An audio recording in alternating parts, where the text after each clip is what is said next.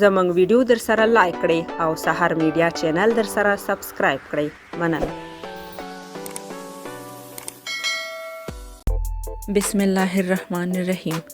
څو ورځې مخکې د جلالتمآب ولسمشر اشرف غني په فرمان جنرال خوشحال سادات له دندې ګوښه شو چې ګڼ شمېر هیوادوالو په ټولنیزو رسنیو کې سخت غبرګون وښودو، خو جنرال خوشحال سادات نه کوم غبرګون وښودو او نه یې د دې په اړه څه وویل.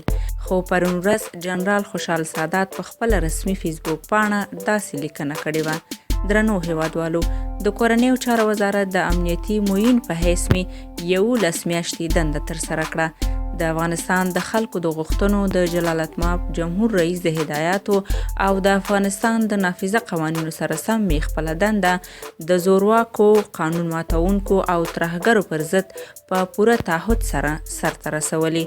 د دې خاورې د یو عسکر په توګه د جلالتمآب جمهور رئیس او د وسلوالو ځواکونو اعلی سرقمندان وروستي تصمیم ته کاملا احترام لرم. هیله لرم چې د افغانستان د خلکو د قناعت وړ ګرځېدلی وي. افغانستان دې ژوندی وي او وسلوال ځواکونه دې بریالي.